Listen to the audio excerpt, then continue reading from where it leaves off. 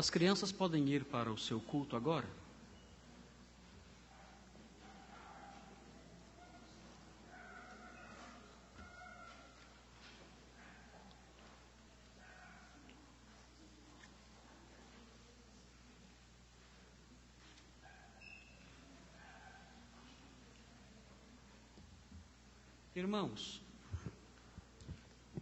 Irmãos, nós lemos o texto de Mateus 24,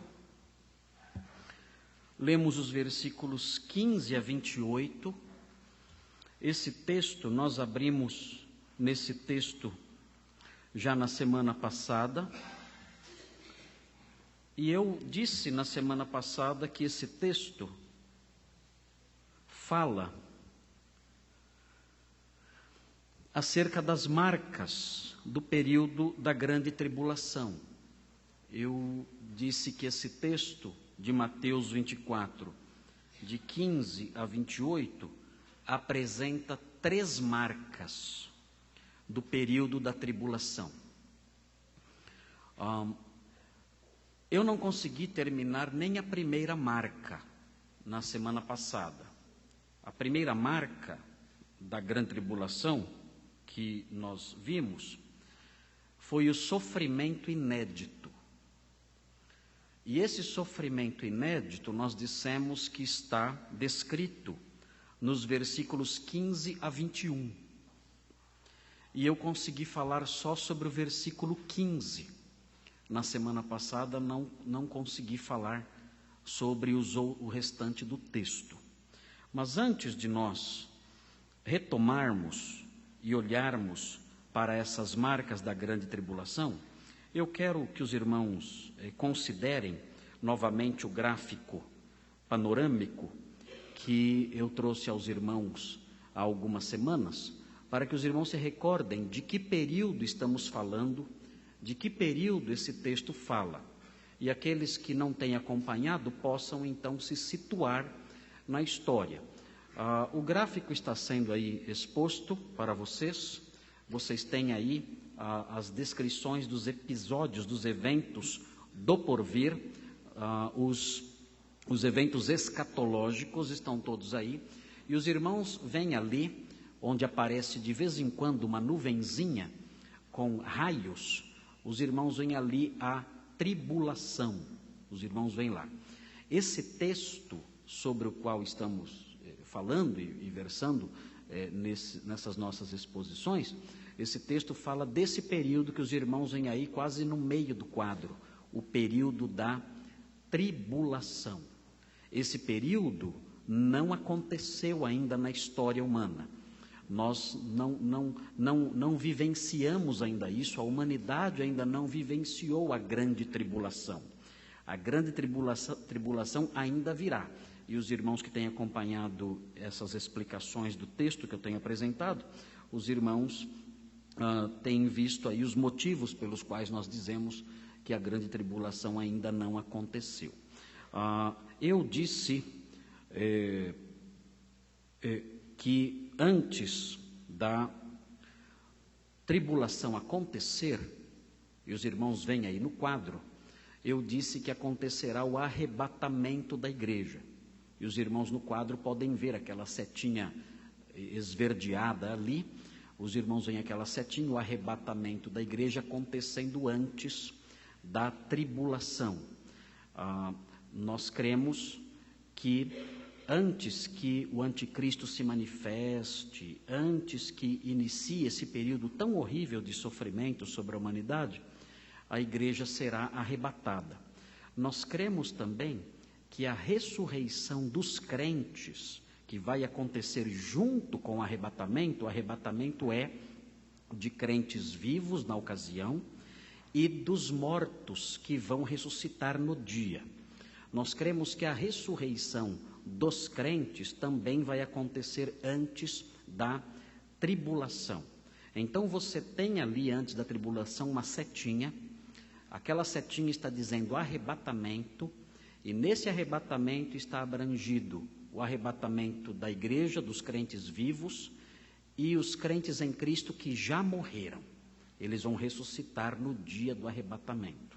Onde eles estão agora? A alma deles está no céu.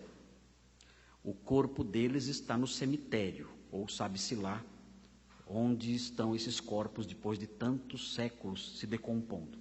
Mas o Senhor ressuscitará os crentes.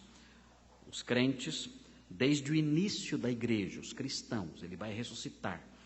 E então, unidos novamente às suas almas, eles subirão aos céus para o encontro do Senhor nos ares, juntamente com os crentes que estiverem vivos naquela ocasião. Isso é ensinado pelo apóstolo Paulo em 1 aos Tessalonicenses, capítulo 4. Capítulo 4 de 1 aos Tessalonicenses descreve esses episódios, esses eventos escatológicos. Algumas pessoas perguntaram para mim o seguinte: pastor, durante a tribulação vai ter crentes? Se a igreja foi arrebatada antes da tribulação, então vai ter crentes na tribulação? Vai ter crentes, porque muitos vão se converter durante a tribulação. E eles vão morrer também durante a tribulação por causa da perseguição atroz desse indivíduo que é central na grande tribulação, que é o anticristo, que nós não sabemos quem é.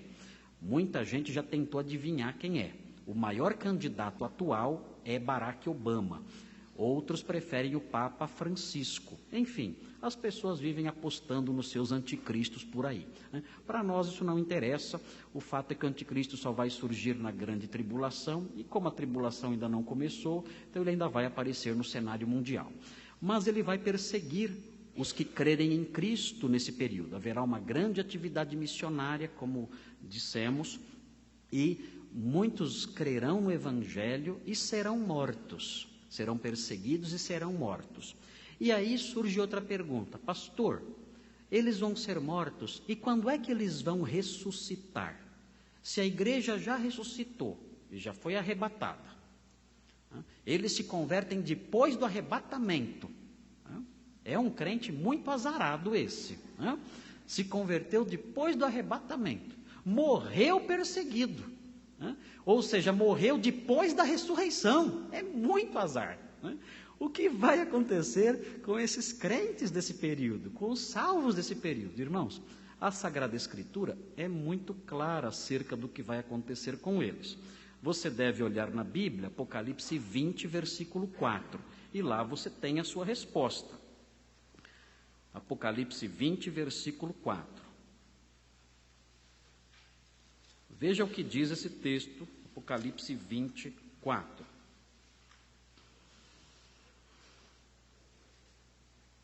O texto diz assim: vi também tronos, Apocalipse 24. Vi também tronos, e nestes sentaram-se aqueles aos quais foi dada a autoridade de julgar. O texto aqui não define quem são essas pessoas. Vi ainda as almas dos decapitados por causa do testemunho de Jesus, bem como por causa da palavra de Deus, tantos quantos não adoraram a besta, nem tampouco a sua imagem, e não receberam a marca na fronte e na mão. Quem são essas pessoas? São os crentes da grande tribulação. Eles viveram ou viverão na época do anticristo, na época da besta. Mas eles não vão aceitar segui-la. Eles não vão aceitar adorá-la. Eles vão rejeitar adorar e servir o anticristo. E por isso foram mortos, ou serão mortos por causa disso. Veja então o que acontece com eles. Não receberam a marca na fronte e na mão, e viveram. Aqui é a ressurreição deles. E viveram e reinaram com Cristo durante 1000 anos. Então, quando eles vão ressuscitar? Eles vão ressuscitar no final da tribulação para entrar no reino milenar. Então, se você seguir essa bolinha vermelha, eles vão ressuscitar aqui no finalzinho da tribulação. Existe a ressurreição daqueles que vão se converter durante esse período terrível de tribulação. Então, certamente vão se converter, vão ressuscitar na segunda vinda de Cristo aqui e vão entrar para o reino milenar. É aí que está a ressurreição dessas pessoas, de acordo com Apocalipse 20, versículo 4. Aí os irmãos podem perguntar, e aqueles que nunca crerão em Cristo? E eles? Quando é que eles vão ressuscitar afinal? Porque a igreja já ressuscitou antes da tribulação. Os que creem em Cristo durante a tribulação ressuscitam assim que ele volta, no final da tribulação. E os que não são crentes e que já morreram, de todas as épocas? Veja o versículo 5 agora. O versículo 5 fala: os restantes dos mortos não reviveram até que se completassem os 1000 anos. Está claro aqui? Eles não reviveram até que se completassem os 1000 anos. Esta é a primeira ressurreição. Bem-aventurado e santo é aquele que tem parte na primeira ressurreição. Sobre esses a segunda morte não tem autoridade. Pelo contrário, serão sacerdotes de Deus e de Cristo e reinarão com ele os 1000 anos. Então, os demais só vão ressuscitar aqui no fim do reino milenar. Eles só viverão novamente, só ressuscitarão, os seus corpos só ressuscitarão no fim do reino milenar. E o que tem no fim do reino milenar? Dá para ver ali, né? É o juízo final. Esses não são bem-aventurados. Bem-aventurados são os que participaram da primeira ressurreição, que abrange as anteriores. Essa ressurreição final e última, quem passar por ela não é bem-aventurado. Vai passar pelo juízo final. São pessoas que estarão para sempre condenadas. Então, esta é uma proposta de cronologia das ressurreições. Vamos deixar o gráfico aqui por enquanto, para que os irmãos se familiarizem com ele e mantenham aí na sua memória essas informações. E nós vamos voltar para Mateus 24 e vamos dar seguimento à nossa exposição desse texto, Mateus 24, 15 até o versículo 21, mostra o sofrimento inédito. O sofrimento inédito. E vamos falar sobre esse trecho. A segunda marca da tribulação, os irmãos veem no versículo 22, é a graça aliviadora. Está no versículo 22. Você vê só nesse versículo, tem aí a graça aliviadora. E a terceira marca da tribulação está nos versículos 23 a 28. É o engano revelador. É um engano que revela quem as pessoas são. Isso nós veremos nos versículos 23 a 28. Nós estamos então no primeiro item. O primeiro item é sofrimento inédito, é a primeira marca da tribulação. Nós vimos na semana passada quem é o abominável da desolação. O abominável da desolação é mencionado no profeta Daniel em 3 momentos, em Daniel 9, 26 e 27, em Daniel 11, 31 e Daniel 12, 11. O texto diz que ele vai se situar no lugar santo e fala que quando isso acontecer, então, esse é o evento que marca um início de sofrimento sem igual.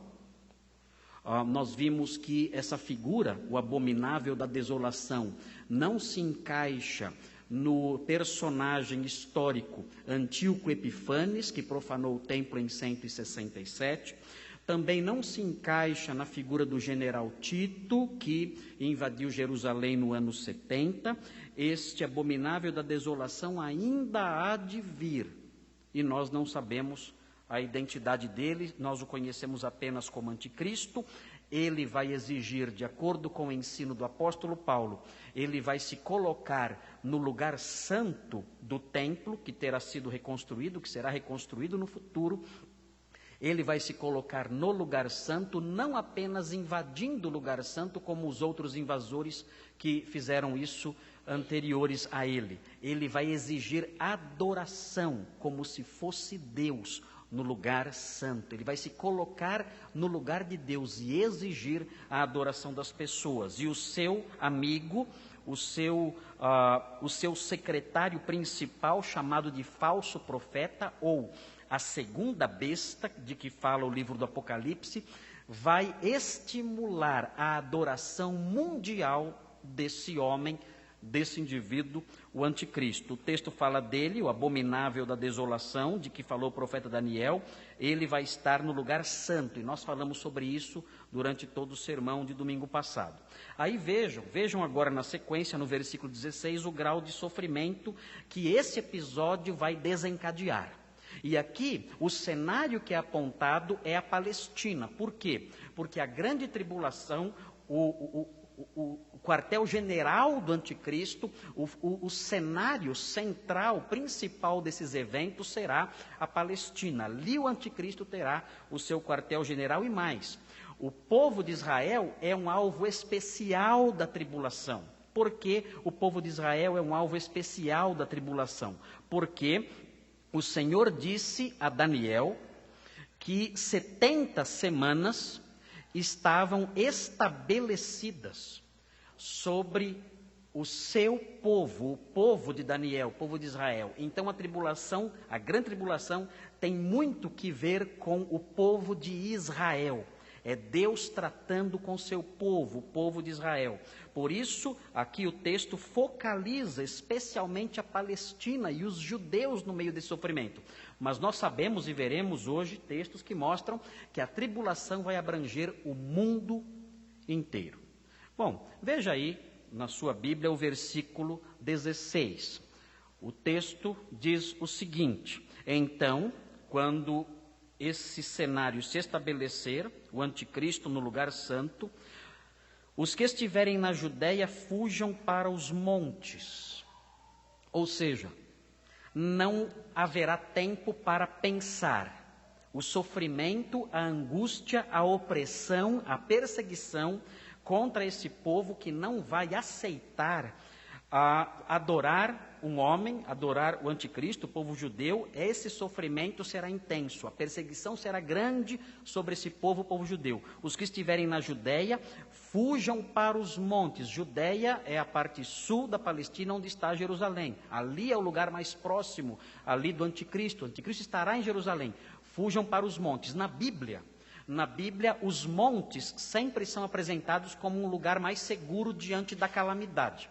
Se os irmãos lerem a história de Ló, quando veio o juízo sobre as cidades de Sodoma e Gomorra, a orientação dada a Ló em Gênesis 19, 17, é para que ele pegasse as suas filhas e fugisse para os montes. Fugisse para os montes, porque ali seria o lugar seguro. Ele fala, não pare na campina. Não pare na campina, corra, fuja, não olhe sequer para trás. A mulher dele, curiosa, olhou e foi convertida numa coluna de sal. E ele fugiu com suas filhas e se escondeu então nos lugares altos. Os lugares altos são lugares mais seguros. Então a situação é de tamanha urgência, a situação é de tamanho pavor e tamanha opressão que as pessoas terão que correr, terão que fugir. A orientação do Senhor é essa: fujam para os montes. O texto prossegue no versículo 17. Quem estiver sobre o eirado, não desça a tirar de casa alguma coisa. O que é um eirado? O que é um eirado? Tem uma foto de um eirado, um eirado em miniatura. Tentei achar uma casa entre as descobertas arqueológicas, mas não consegui, porque evidentemente as casas de 2.000 anos atrás elas já desabaram todas, caíram todas, não tem mais casas de 2.000 anos atrás hoje em dia para a gente visitar. Talvez em Pompeia, talvez tenha em Pompeia, mas sem telhado. Aqui nós temos uma miniatura, uma maquete de uma casa que tem eirado. Os irmãos veem o que é o eirado ali. O eirado é a laje que cobre a casa. Então, a orientação é quem estiver sobre o eirado não desça a tirar de casa alguma coisa. Você vai dizer, mas o que alguém vai estar fazendo no telhado ou na laje de casa? Se na época não tinha antena de televisão, né, para arrumar, se na época não tinha nada que fazer lá em cima, por que alguém subiria no eirado? O eirado era uma espécie de living, uma espécie de espaço de convivência. As pessoas subiam no eirado para ter ali um tempo de descanso. Na época não tinha TV, na época não tinha aparelho de som. Quando você quer descansar, ficar tranquilo, relaxar um pouquinho, o que você faz? Você entra na sua sala, né, ou em algum outro espaço da sua casa, e ali você deita, você descansa, você se senta, você reflete, você lê, você ouve um jornal, você assiste um filme. Ali é o seu espaço de tranquilidade. Naqueles dias não existia isso. Naqueles dias, se você quisesse ter um espaço assim, esse espaço seria o eirado. O eirado ali, apontando ali, essa parte aqui de cima. Agora vejam que o acesso para o eirado era por fora. Não tinha escada por dentro. Era por fora a escada. A situação é de tamanha urgência que a orientação do Senhor é: olha, se você estiver no eirado e receber a notícia que o abominável da desolação está no lugar santo, nem entre na casa de novo. Desça a escada correndo, não vai pular lá de cima que você pode, né, quebrar o pé. Né? Então, não pule, mas desça correndo e nem pare para entrar em casa pegar coisa alguma. Fuja. É um tempo terrível. É um tempo desesperador. Não pense duas vezes. As angústias que virão, as crueldades que serão trazidas sobre vocês, são coisas que vocês jamais conseguiram imaginar. Fujam nesse momento, desçam correndo e não parem para pegar nada em casa. O texto prossegue dizendo no versículo 18, quem estiver no campo, a sociedade agrária, as pessoas trabalhavam no campo, ou cuidando de ovelhas ou de plantações. O texto diz, quem estiver no campo, não volte atrás para buscar a sua capa. As pessoas, quando iam para o campo, não levavam a capa. Capa era uma vestimenta que sobrepunha tudo e que servia especialmente para o frio ou para um clima um pouquinho mais ameno, a pessoa se cobria com a capa. Se ela vai trabalhar no campo, ela não leva a capa. E às vezes leva a capa, mas tira a capa para trabalhar, por causa do calor, por causa do sol, ou do próprio serviço. A pessoa trabalhando no campo com uma capa, cobrindo toda ela, isso atrapalha muito. Então, naturalmente, quem vai trabalhar no campo não vai estar trabalhando com a capa. Por isso, deixará a capa em algum lugar. A urgência é tão grande que o Senhor diz, quem estiver no campo, não busque a capa. Fuja. E a capa era importante, muito importante. Veremos já por quê. Mas não volte para pegar. O sofrimento e a ameaça serão gigantescos. Não volte para pegar a capa. É melhor ficar sem ela. Fuja. O texto prossegue no versículo 19. O texto diz, ai das que estiverem grávidas e das que amamentarem naqueles dias. Imaginem essa situação. Imaginem uma fuga para as montanhas, uma mulher grávida, fugindo para os montes. A gente vê mulher grávida andando, já dá dó. Algumas mulheres andando, grávidas parecem pato andando. Não conseguem andar direito. É difícil. Imagino que seja terrível. Dói tudo, imagino que doa tudo. É uma experiência terrível. Imagina uma mulher de 8, 9 meses quase, fugindo para as montanhas. Não dá para imaginar isso.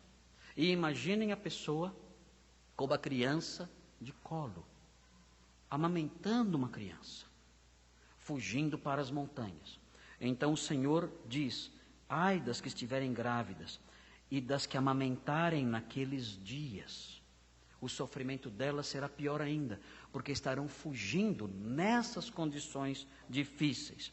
O versículo 20 diz, orai para que a vossa fuga não se dê no inverno. Por quê? Eles teriam que fugir para os montes. A Palestina não é um lugar frio, mas no inverno, hoje talvez hoje seja um pouco mais quente, mas no inverno varia.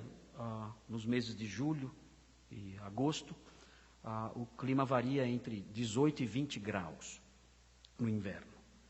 Mas nas montanhas, isso é mais frio. E notem, eles não teriam tempo de pegar a capa. Por isso Jesus diz, orem para que não aconteça no inverno. No inverno é mais difícil de achar alimento. Vocês terão que correr sem levar nada. Não vai dar para pegar roupas extras, blusas, agasalhos. Nada disso vocês vão poder levar. Então orem para que isso não aconteça nem no inverno e nem no sábado. Por que ele fala nem no sábado? Porque o foco aqui é o povo judeu. E naqueles dias, com a reconstrução do templo, que será, afinal, invadido pelo anticristo, com a reconstrução do templo haverá um revigoramento da religião judaica. E os judeus vão observar a lei. E, de acordo com os legalistas judeus, no sábado não se podia andar muito. Havia um limite para caminhar um sábado. E ele diz então, olha, vocês que são tão legalistas judeus, orem para que não aconteça num sábado, porque vocês vão ter que correr muito naquele período em que a religião judaica estará numa época de revigoramento. E aí o versículo 21 então diz o motivo de tanta urgência, de tanto desespero, de tanta pressa. O texto diz, porque nesse tempo haverá, e aí vem a famosa expressão que estamos falando. Nesse tempo haverá grande tribulação. Como desde o princípio do mundo até agora não tem havido e nem haverá jamais. O versículo 21, meus irmãos, é um versículo que evoca o texto de Daniel no capítulo 12. Abra sua Bíblia em Daniel, no capítulo 12. Veja o que diz esse trecho da Bíblia, Daniel 12, 1.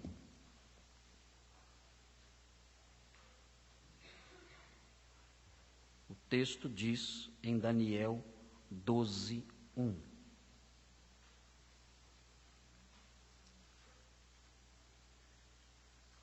Prestem atenção nesse trecho, diz assim: nesse tempo se levantará Miguel, o grande príncipe, o defensor dos filhos do teu povo, e haverá tempo de angústia, aqui a grande tribulação, qual nunca houve, desde que houve nação, até aquele tempo.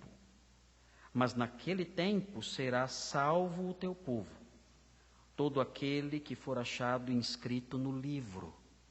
Então, Mateus 24, 21, evoca precisamente esta passagem, falando que naquele tempo haverá uma angústia e um sofrimento, qual nunca existiram em toda a história da humanidade. A humanidade nunca viu o que vai acontecer naqueles dias.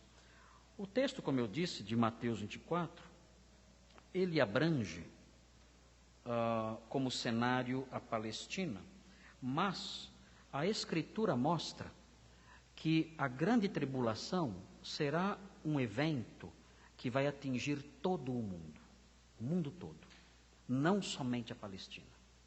O texto de Isaías, no capítulo 24, se irmãos olharem, vejam Isaías 24, abra sua Bíblia, você tem uma descrição da grande tribulação nesse texto. E é uma descrição da grande tribulação apontando para o mundo todo. Isso precedendo o tempo em que o rei voltar para estabelecer o seu trono aqui. Isaías 24, vejam, os irmãos, nós não vamos ler o capítulo inteiro, é claro, o tempo não permite, mas os irmãos devem observar em casa. O texto é um texto que descreve o sofrimento do mundo todo, de toda a terra, de todas as nações, de todas as pessoas nessa época. E o capítulo termina falando que tudo isso acontecerá quando o Senhor estiver aí estabelecendo o seu reino em Sião. O texto diz no capítulo 24, versículo 1, fala assim: eis que o Senhor vai devastar e desolar a terra. Não é apenas a Palestina, mas a terra. Vai transtornar a sua superfície e lhe dispersar os moradores. O que suceder ao povo, sucederá ao sacerdote, ao servo como ao seu senhor, à serva como à sua dona, ao comprador como ao vendedor, ao que empresta como ao que toma emprestado, ao credor como ao devedor. A terra será de todo devastada e totalmente saqueada, porque o Senhor é quem proferiu esta palavra. E o texto prossegue descrevendo o terror daqueles dias e termina fazendo alusão ao reino do Senhor que será estabelecido nesse tempo. A lua se envergonhará, versículo 23, e o sol se confundirá quando o Senhor dos exércitos reinar no monte Sião e em Jerusalém, perante os seus anciãos haverá glória. Aqui existe essa descrição de um abalo universal. Texto de Apocalipse, no capítulo 3, versículo 10. Voltem agora para o Novo Testamento, veja Apocalipse 3, versículo 10. Diz assim, Apocalipse 3, 10. Porque guardaste a palavra da minha perseverança, também eu te guardarei da hora da provação, que há de vir sobre o mundo inteiro, para experimentar os que habitam sobre a terra.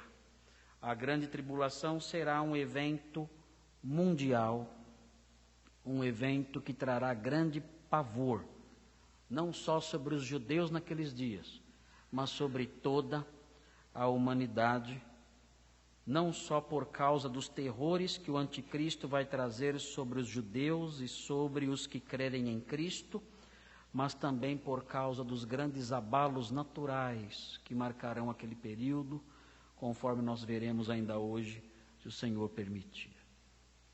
Olhando então esses versículos, os versículos 15 até o versículo 21, os irmãos podem ver então a alusão que Jesus faz a um sofrimento inédito. A tribulação virá e será um período de sofrimento inédito.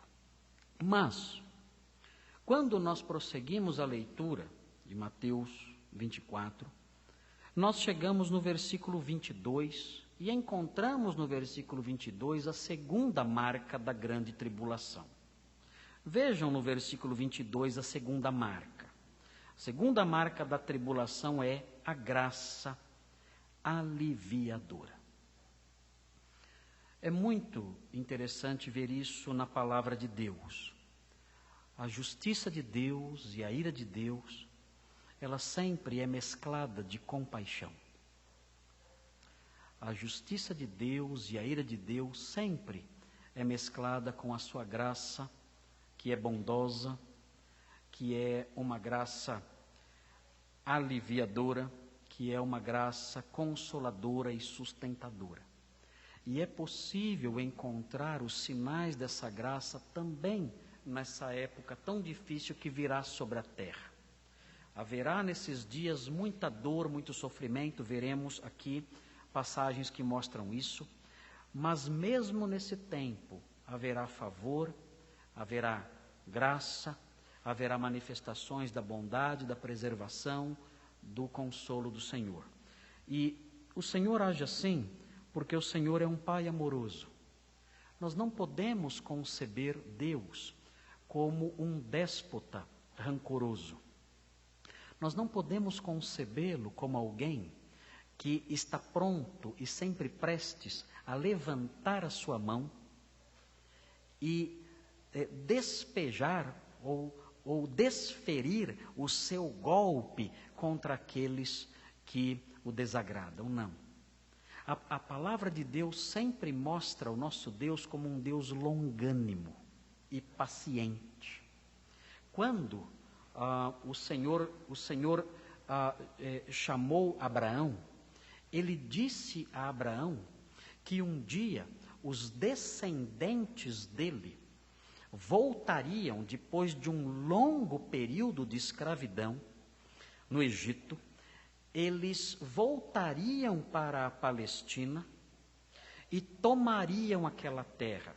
E ele explica por que demoraria tantos séculos para que os descendentes de Abraão tomassem a Palestina. Ele diz, porque ainda não se encheu a medida de iniquidade dos amorreus. Os amorreus, eles vivem numa situação de podridão assustadora. Sodoma e Gomorra eram provas disso. Elas se adiantavam em termos de maldade, de pecado às outras cidades. Por isso o Senhor adiantou o juízo. Mas ele diz, ainda não se encheu a medida de iniquidade dos amorreus. Por isso, eu vou segurar o juízo até que isso aconteça. Porque o Senhor é longânimo, Ele é paciente. Ele não é um Deus pronto a punir. Ele espera. Ele espera. Ele espera que todos se arrependam. Por isso, não é aquele Deus pronto a se levantar e a punir. O Senhor é como um pai amoroso. A grande tribulação acontecerá no futuro, quando a medida de iniquidade deste mundo chegar ao seu apogeu. Então o Senhor manifestará a sua ira. E mesmo nesses dias, haverá manifestações da sua bondade. Quando as minhas filhas eram menores e eu tinha que discipliná-las, eu fazia isso quando não tinha mais outra saída. Hoje existe a lei da palmada. Agora, o pai responsável que educa o filho é punido pelo Estado. O pai irresponsável que passa o dia no boteco enchendo a cara e nem sabe o que o filho faz e não está nem aí para o que ele faz, esse não tem problema nenhum, é capaz até de ser premiado. O pai que é severo e que sabe que algumas vezes o diálogo com uma criança não resolve, o pai que é severo, que é responsável e que sabe que algumas vezes a linguagem que a criança entende é de outro tipo, o pai que faz isso, como eu fiz, várias vezes, e faria de novo, com o Estado proibindo ou não, o pai que faz isso é punido. Mas eu fiz isso, faria novamente, e aconselho os pais de crianças pequenas quando os recursos normais de diálogo, de conversa, não se mostrarem frutíferos, que você pegue uma varinha e basta uma varadinha e já resolve. Não precisa bater muito não, não precisa espancar não. 2 varadinhas, é a varinha mágica. Ela transforma tudo. É a varinha transformadora. Depois que você faz isso uma vez, basta mostrar a varinha. Não precisa mais usar. Se você fizer isso 1 ou 2 vezes, a varinha aumenta o poder dela. Ela multiplica o poder. Aí você não precisa mais fazer, você só mostra. Você pega ela na mão e mostra. Já resolve o problema. Eu fiz isso algumas vezes. Isso dói muito em nós. Tive que fazer isso algumas vezes com as minhas filhas, para criar nelas um caráter sério, responsável, verdadeiro. E eu me lembro que quando eu fazia isso, eu não tinha prazer nenhum nisso. E me lembro que depois que eu fazia isso, e elas choravam, eu dizia assim, você quer que eu vá agora buscar um copo d'água? E elas faziam assim, quero. Então eu ia na cozinha e trazia água para elas, dava água para elas, bebiam água, eu pegava no colo, abraçava, e ficava um tempão abraçado com elas, ali, até parar de chorar. Aí eu dizia, papai fez isso com você, porque você tem que entender que o pecado traz consequências ruins. Se você não aprender isso com o papai, você vai aprender isso de outras formas. Eu amo você. Quero que você aprenda isso comigo, não com outros. O que isso reflete? Eu não fui pai perfeito, claro que não. Mas o que uma postura como essa reflete? Reflete que a punição paterna é uma punição mesclada de afeto, de compaixão. Nós vemos nesse período que os filhos de Deus estarão passando por momentos terríveis. Serão atingidos por dores e por sofrimentos inigualáveis, porque estarão presentes naqueles dias, tendo se convertido ao Senhor. Mas a Bíblia mostra nesse versículo a graça de Deus no meio de todo esse sofrimento, no meio de toda essa tragédia que vemos aqui. O texto diz no versículo 22, não tivessem aqueles dias sido abreviados, ninguém seria salvo. O que significa que os dias vão ser abreviados? Uma vez uma senhora falou para mim, que leu de um estudo, falando que o dia agora não tem mais 24 horas, o dia agora tem 18. Então, a Terra está girando mais rápido, então é o cumprimento dessa profecia. Eu não sei se a Terra está girando mais rápido, às vezes eu tenho algumas tonturas, não sei se é isso. Né? Pode ser que seja a Terra girando mais rápido, e eu fico meio tonto, e posso cair. Eu fiz até um exame médico, mas o médico não disse nada. Ele não falou, olha, você não tem tontura porque a Terra está girando mais rápido. As razões são outras. E os exames deram todos negativos, estou bem. Mas o texto aqui não está falando que o dia vai ser mais curto, que em vez de 24 horas vai ter 18 ou 15, não é isso. Quando o texto diz que aqueles dias serão abreviados, o texto está dizendo que o período poderia ser um período maior. Mas em vez de ser um período maior, de 10 anos, por exemplo, vai ser um período de 7.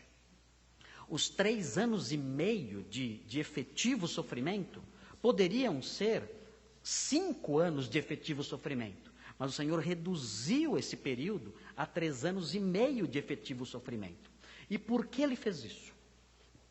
Porque Deus encurtou não a duração do dia, mas o período em que o sofrimento vai acontecer.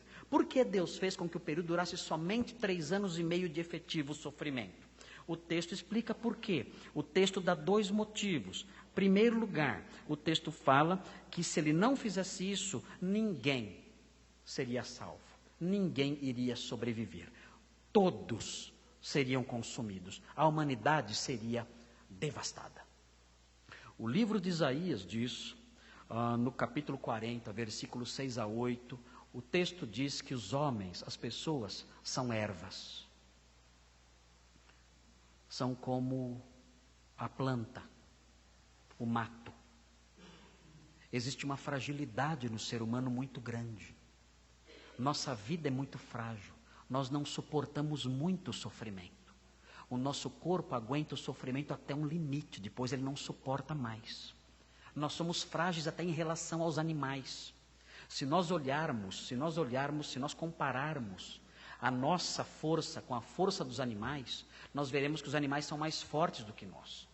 Até uma formiga é proporcionalmente muito mais forte do que nós. Se você jogar uma formiga de uma altura 100 vezes maior do que ela, ela sai andando. E ainda ri para você. Né? Agora, se você se jogar de uma altura 100 vezes maior do que você, você não sobrevive. Então, nós vemos que existe isso, existe uma fragilidade em nós. Os animais são muito mais fortes do que nós, mais velozes, suportam muito mais as coisas do que nós. Nós não temos a mesma força, a mesma velocidade de um cão. Não temos a mesma agilidade de um gato ou de um rato. Nós não temos isso. Os animais têm essas coisas.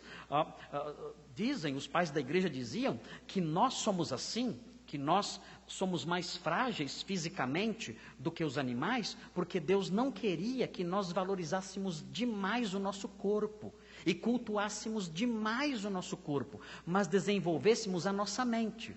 Os animais têm aí os seus músculos, então eles que desenvolvam os seus músculos aí correndo atrás um do outro.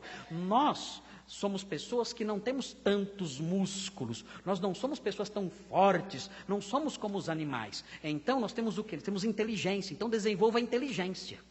A grande maioria do ser humano desenvolver os músculos. E não desenvolve a inteligência, é só você conversar com o halterofilista, né? Com todo respeito aos halterofilistas que estão me ouvindo. Mas,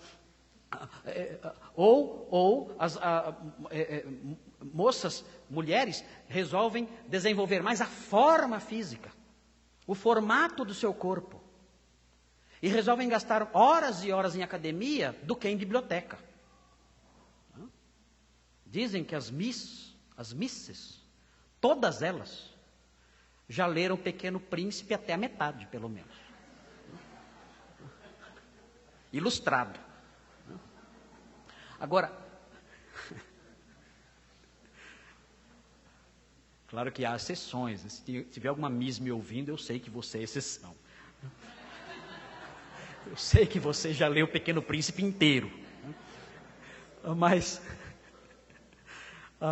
existe uma fragilidade em nós, e segundo os pais da igreja, essa fragilidade existe para que nós desenvolvamos mais a nossa inteligência, as nossas habilidades intelectuais, que nós gastemos mais tempo com livros, com aprendizado, com desenvolvimento do caráter, do conhecimento, da mente, do intelecto, do que do físico, do corpo.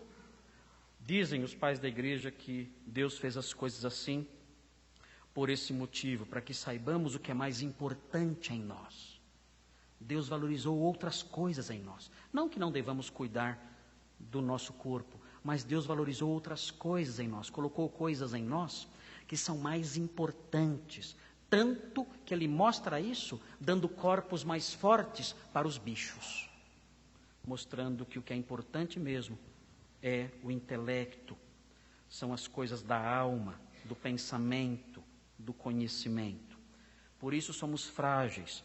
E o texto de Isaías diz que nós somos erva, que nós temos essa fragilidade, nós passamos depressa. Isaías 51:12 diz que nós não temos que temer o homem, porque o homem é erva.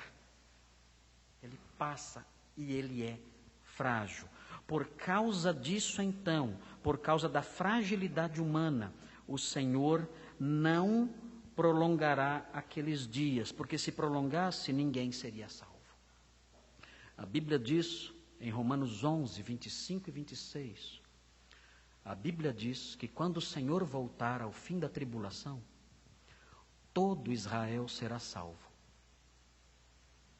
A Bíblia fala em Romanos 11, 25 e 26, que na volta do Senhor, pondo fim ao reinado do anticristo, toda a nação israelita vai olhar para aquele a quem traspassaram. E quando olhar para aquele a quem traspassaram e virem ali as feridas nas suas mãos e nos seus pés, vão chorar como quem chora pelo primogênito. E o próprio Senhor disse isso, Ele disse, vocês não me verão mais, até que digais, bendito que vem em nome do Senhor. Então a palavra de Deus fala que Israel será salvo naquele dia quando o Senhor voltar. Mas, se a tribulação fosse um período mais prolongado, ninguém, nenhum judeu, estará vivo para a volta do Senhor. Então o Senhor encurtou aqueles dias, para que as pessoas sobrevivam e para que possam ser salvos, especialmente no caso dos judeus que crerão no Senhor quando Ele voltar. Mas o texto prossegue e fala de outro motivo. O texto fala, ninguém seria salvo, e termina dizendo, mas por causa dos escolhidos, tais dias serão abreviados. Esse é o segundo motivo. Por que Deus vai encurtar aqueles dias? Deus vai encurtar aqueles dias porque muitos naqueles dias serão salvos pela fé em Jesus. E por amor deles, como um pai amoroso, Deus vai encurtar aqueles dias. A Bíblia diz em Daniel 12:1 que serão salvos todos aqueles que foram escritos no livro da vida. Essas pessoas são chamadas de eleitas, são pessoas que o Senhor escolheu. Essas pessoas serão salvas naquele dia. Apocalipse, naquele período, Apocalipse no capítulo 7 fala dessa multidão. Veja na sua Bíblia, Apocalipse capítulo 7. Veja quantas pessoas crerão no Senhor naqueles dias, e o Senhor, por amor delas, vai reduzir aquele período. Veja Apocalipse 7, 9 a 14. Diz assim, Apocalipse 7. São essas as pessoas que são objetos do favor especial de Deus naqueles períodos. É uma graça aliviadora.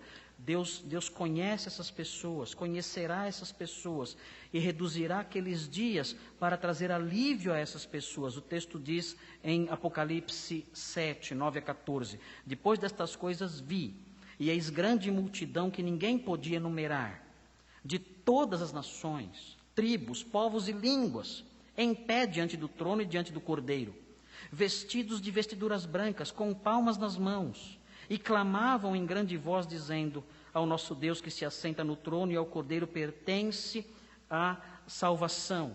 Vejam, são pessoas, é uma grande multidão, diz o texto. Uma multidão que ninguém pode enumerar. Vejam agora o versículo 13.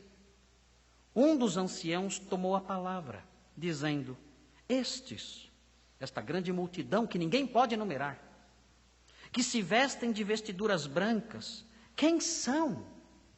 E de onde vieram? E a resposta: respondi-lhe, meu senhor, tu sabes. Ele então me disse: são estes os que vêm da grande tribulação. Os convertidos da tribulação lavaram suas vestiduras e as alvejaram no sangue do Cordeiro. São os escolhidos de Deus, que não se curvaram diante do anticristo, que creram no Senhor. E o Senhor, por causa deles, por amor deles, vai reduzir aquele período. Será um período de muita dor para eles também. Em Apocalipse 6, vire a página da Bíblia um pouquinho. Em Apocalipse 6, versículo 9, o texto fala do sofrimento deles. Veja o que diz. Quando ele abriu o quinto selo, vi debaixo do altar, Apocalipse 6, 9, as almas daqueles que tinham sido mortos por causa da palavra de Deus e por causa do testemunho que sustentavam. Clamaram em grande voz, dizendo: até quando, ó soberano Senhor, santo e verdadeiro, não julgas nem vingas o nosso sangue dos que habitam sobre a terra? E então a cada um deles foi dada uma vestidura branca, e eles disseram que repousassem ainda por pouco tempo, até que também se completasse o número dos seus conservos e seus irmãos, que iam ser mortos, como igualmente eles foram. O texto mostra no céu as almas dessas pessoas. É interessante esse texto, porque muitas pessoas creem que as almas das pessoas que morrem começam a dormir.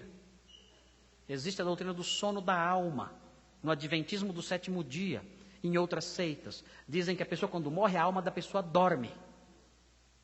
Por isso Jesus disse ao ladrão: hoje mesmo estarás comigo no dormitório. Foi isso que ele falou? Não.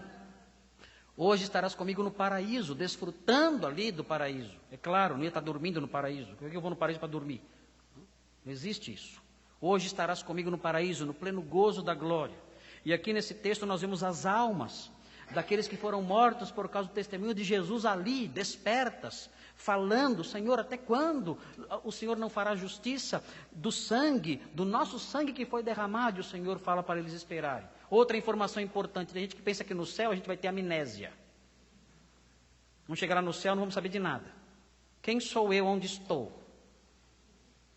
E vai chegar um anjo e vai dizer: você está salvo. E eu vou dizer: salvo do quê? Do pecado. O que é pecado?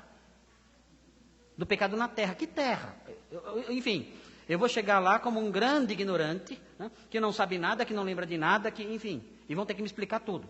E olhe lá, porque vão me esconder algumas coisas para não ficar triste. Né? Se eu contar tudo para ele, vai ficar triste. Não. Aqui nós vemos as almas dos salvos ali no céu plenamente conscientes de tudo o que tinha acontecido. Plenamente conscientes. Sabendo que foram mortos. Sabendo que os seus assassinos estavam vivos. E recebendo a informação de que os seus companheiros serão mortos também. Não é uma boa notícia, hein? Surpresa. Aguardem. Eu tenho que esperar que matem os seus outros amigos. Você vai dizer, mas como é que eu vou saber disso tudo no céu e ficar alegre? No céu não há espaço no coração para tristeza. Há espaço para informação na cabeça. Mas não há espaço para tristeza no coração. A gente não entende isso. Porque para nós, a informação está ligada ao coração. Se a informação é boa, o coração fica alegre. Se a informação é ruim, o coração fica triste. No céu não vai funcionar assim. No céu terei toda a informação, mas não terei nenhuma tristeza. Como? Não sei. Tem que esperar chegar lá.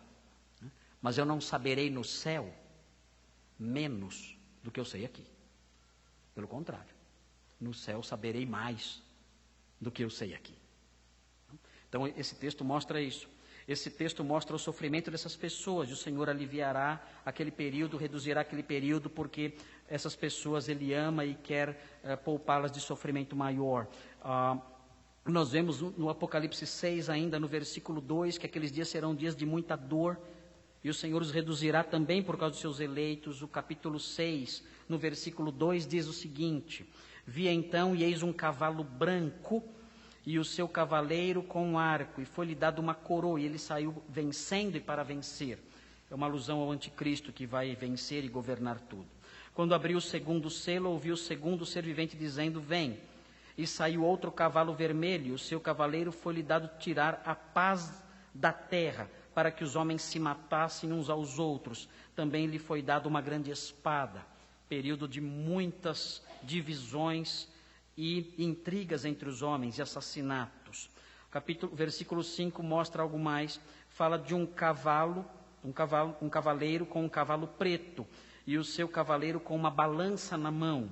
E o texto diz que João ouviu uma voz dizendo, 1 medida de trigo por 1 denário, 3 medidas de cevada por 1 denário, e não danifiques o azeite e o vinho. É um período de fome. Alimento muito caro, é um dia inteiro de trabalho, 1 denário, para conseguir uma pequena porção de alimento que dá para uma pessoa só. A grande tribulação vai ser um período de fome, de carestia. Versículo 7. Quando o cordeiro abriu o 4º selo, ouvi a voz do 4º ser vivente dizendo, vem. E eis um cavalo amarelo, e o seu cavaleiro, sendo este chamado Morte, e o inferno estava seguindo, e foi-lhe dada autoridade sobre a 4ª parte da terra, para matar a espada, pela fome, com mortandade e por meio das feras da terra. Milhões de pessoas sendo mortas por doenças, por fome e por feras na grande tribulação. A grande tribulação vai ser um período de muito sofrimento, e o Senhor então reduzirá esse período por causa dos seus escolhidos. E nós vemos então nisso a graça aliviadora de Deus. O terceiro traço da tribulação é o engano revelador. Mas eu não vou falar sobre o engano revelador hoje. Vou falar sobre o engano revelador na próxima oportunidade, quando nós falaremos então dos versículos 23 a 28. E o que eu quero dizer para concluir, depois de ter falado sobre essas duas marcas, e em especial a graça aliviadora, eu quero destacar para conforto, para consolo dos irmãos, a verdade acerca do nosso Deus, de que Ele é um Deus, que mesmo em meio às trevas e ao castigo, Ele é um Deus que mostra a sua graça. E por que eu quero enfatizar isso para vocês? Eu quero enfatizar isso para vocês porque quando nós estudamos escatologia, nós tendemos a situar essas coisas todas num futuro distante de nós. Nós tendemos a ler a escatologia como algo, como episódios épicos, como aventuras grandiosas e coisas realmente assombrosas que vão acontecer num tempo que ainda há de vir e quando de fato não estaremos aqui. E podemos olhar para tudo isso como apenas textos que satisfazem a nossa curiosidade acerca do amanhã. E de fato é bom saber essas coisas, não só para satisfazer a nossa curiosidade, mas pelas razões até que o pastor Thomas citou no boletim, na pastoral que ele escreveu nesta semana, falando sobre o valor prático, aplicativo da escatologia. Por isso é bom conhecermos essas coisas. Mas eu quero destacar uma verdade teológica no meio disso tudo, uma verdade teológica relacionada a nós que vivemos hoje aqui e que enfrentamos hoje, em algum contexto em que estejamos envolvidos, algum grau de grande tribulação. Nós, todos, num grau ou noutro, enfrentamos grandes tribulações. E quando nós olhamos o texto que lemos e vemos que existe em Deus, mesmo nos momentos da tribulação mais densa que a história humana já viu, mesmo quando olhamos para este momento, nós somos capazes de ver o Senhor sendo gracioso e trazendo alívio ao seu povo. E eu quero destacar isso aos irmãos antes dos irmãos saírem. O nosso Deus conhece a sua tribulação. E Ele é um Deus que na tribulação é do seu feitio, é do seu caráter, trazer alívio nesses momentos. É assim que Ele faz. Ele fará isso quando as tribulações chegarem num ponto simplesmente indizível. Ele fará isso quando a tribulação chegar no máximo, no seu apogeu. Ele fará isso. Isso mostra que Ele faz isso também em outros contextos em que o seu povo sofre, em outros contextos em que o seu povo enfrenta a tribulação. Você, irmão e irmã, talvez enfrente uma grande tribulação na sua casa. Você, irmão ou irmã, talvez você enfrente uma grande tribulação na sua vida pessoal. Você que é crente em Cristo não entende isso. Talvez você enfrente uma grande tribulação na sua família, no seu trabalho, em outros ambientes, enfim, que o drama humano abrange. Mas nós aprendemos na Escritura que o nosso Deus é um Deus que estende a sua mão para o seu povo quando a tribulação está vigorando. O livro de Isaías, no capítulo 63, mostra o que aconteceu, desta vez não no futuro, não fala do futuro, mas desta vez fala do passado. Fala do que aconteceu com o profeta Isaías.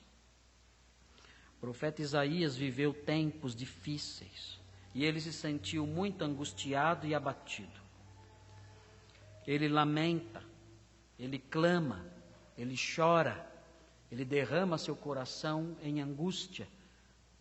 Ele diz no capítulo 63, no versículo 15, vejam a súplica dele.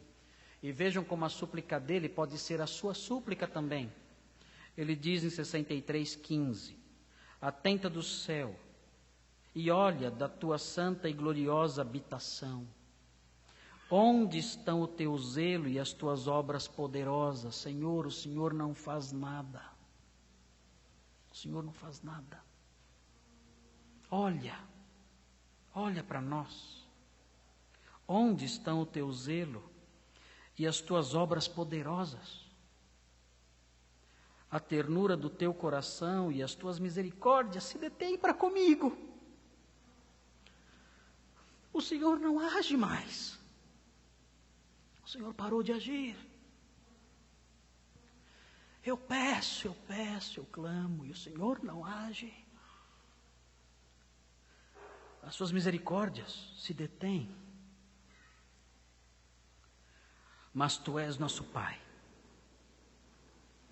Tu és nosso Pai, ainda que Abraão não nos conhece, Israel não nos reconhece. Tu, ó Senhor, és nosso Pai, nosso Redentor é o Teu nome desde a antiguidade. Ó Senhor, Por que nos fazes desviar dos teus caminhos? Por que endureces o nosso coração para que te não temamos?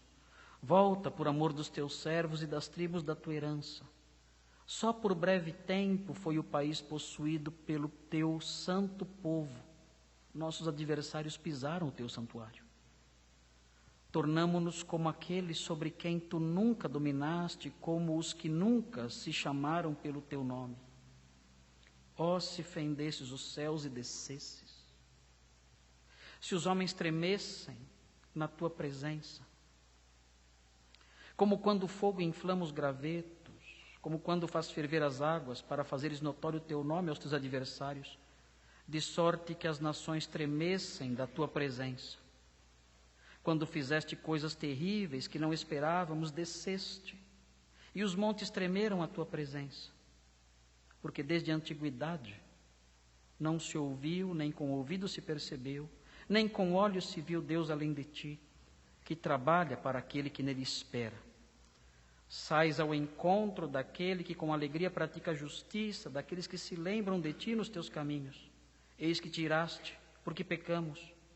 Por muito tempo temos pecado e havemos de ser salvos, mas todos nós somos como imundo, e todas as nossas justiças como trapo da imundície. Todos nós murchamos como a folha, as nossas iniquidades como um vento nos arrebatam. Ninguém há que invoque o teu nome, que se desperte e te detenha, porque escondes de nós o rosto e nos consomes por causa das nossas iniquidades. Mas agora, ó Senhor, tu és nosso Pai. Nós somos o barro, e tu, o nosso oleiro, e todos nós obra das suas mãos. Não te enfureças tanto, ó Senhor, nem perpetuamente te lembres da nossa iniquidade. Olha, pois nós te pedimos, todos nós somos o teu povo. Temos sofrido tanto, Senhor, diz o profeta. Os ímpios prosperam, fazem o mal, nos pisoteiam. Nós ainda temos que lidar com o nosso próprio pecado. E o Senhor não se manifesta, o Senhor não age no nosso meio. E o Senhor, então, na sua graça, na sua misericórdia, responde ao profeta no capítulo 66, dizendo que ele um dia manifestará o seu favor. Ele se manifesta ao seu profeta e diz que um dia ele vai pegar o seu povo no colo, como a mãe que amamenta um bebê, e vai saciar a fome dos seus filhos, vai amamentá-los nos seus braços. É assim que o Senhor faz. Nós passamos por tribulações, não entendemos, mas o Senhor sempre, sempre, no meio da tribulação, reserva um tempo de basta, de socorro e de alívio. O profeta que mais sofreu na história de Israel talvez tenha sido o profeta Jeremias. Ele diz no capítulo 3 das Lamentações, veja como a oração é a oração nossa, é a oração que nós enfrentamos tantas vezes. Ele diz no capítulo 3 de Lamentações, ele diz o seguinte: eu sou o homem que viu a aflição, eu sou o homem que viu a aflição, pela vara do furor de Deus. Ele me levou e me fez andar em trevas e não na luz. Deveras ele volveu contra minha mão, de contínuo, todo dia. Fez envelhecer a minha carne e a minha pele, despedaçou os meus ossos, edificou contra mim e me cercou de veneno e de dor. Fez-me habitar em lugares tenebrosos, como os que estão mortos para sempre. Cercou-me de um muro e já não posso sair, agravou-me com grilhões de bronze. Ainda quando clamo e grito, ele não admite a minha oração. Fechou os meus caminhos com pedras lavradas, fez tortuosas as minhas veredas. Fez-se-me como urso à espreita, um leão de emboscada. Desviou os meus caminhos e me fez em pedaços, deixou-me assolado. Entesou o seu arco e me pôs como alvo a flecha. Fez que me entrassem no coração as flechas da sua aljava. Fui feito objeto de escárnio para todo o meu povo e a sua canção todo dia. Fartou-me de amargura, saciou-me de absinto. Fez-me quebrar com pedrinhas de areia os meus dentes, cobriu-me de cinza, afastou a paz de minha alma, esqueci-me do bem. Então eu disse, já pereceu a minha glória, como também a minha esperança no Senhor. Essa é a sensação que temos tantas vezes. E o Senhor nos abandonou, que sofremos a aflição, sofremos a angústia, e o Senhor nos faz sofrer ainda mais e não responde à nossa súplica. Mas o profeta diz no versículo 22, as misericórdias do Senhor são a causa de não sermos consumidos, porque as suas misericórdias não têm fim. Renovam-se cada manhã, grande é a sua fidelidade. A minha porção é o Senhor, diz a minha alma, portanto, esperarei nele. Bom é o Senhor para os que esperam por ele, para a alma que o busca. Bom é aguardar a salvação do Senhor, e isso em silêncio. Bom é para o homem suportar o jugo na sua mocidade. Assente-se solitário e fique em silêncio, porquanto esse jugo Deus o pôs sobre ele. Põe a boca no pó, talvez ainda haja esperança. Dê a face ao que o fere, farte-se de afronta. O Senhor não rejeitará para sempre, pois ainda que entristeça alguém, usará de compaixão segundo a grandeza das suas misericórdias, porque não aflige nem entristece de bom grado os filhos dos homens. É assim que o Senhor faz. Ele entristece por um tempo, mas traz alívio. A palavra de Deus, na escatologia bíblica, mostra a firmeza do braço do Senhor, trazendo justiça e trazendo fúria sobre a terra. Mas no meio de toda essa angústia, no meio de toda essa calamidade, o Senhor tendo misericórdia do seu povo e trazendo alívio sobre ele.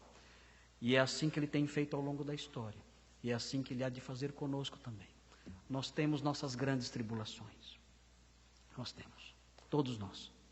Mas aprendemos na palavra de Deus, que por sua graça e por sua bondade, ele traz a resposta, ele traz o alívio, porque ele não rejeita para sempre, não entristece de bom grado os filhos dos homens, e cedo ou tarde trará alívio àqueles que sofrem e que pertencem a ele. Vamos orar. Senhor, obrigado, porque a sua palavra mostra quem o Senhor é, mostra como o Senhor age em meio às tribulações que nos sobrevêm. Sua palavra mostra a sua misericórdia, mesmo quando padecemos, e isso nos traz alívio ao coração. Muito obrigado, Santo Deus, porque podemos confiar num Senhor maravilhoso assim. Podemos olhar para a sua palavra e aprender dela, que ainda que padeçamos e soframos, temos um Senhor no céu que é misericordioso, que olha para nós e que traz alívio. Obrigado por isso. Obrigado por essa esperança. E continua, Deus, a trabalhar em nós, nas nossas grandes e pequenas tribulações, trazendo alívio no momento oportuno, para que aprendamos do Senhor e da sua graça, aprendamos do Senhor, da sua bondade, da sua paciência e misericórdia. Em nome de Jesus pedimos. Amém.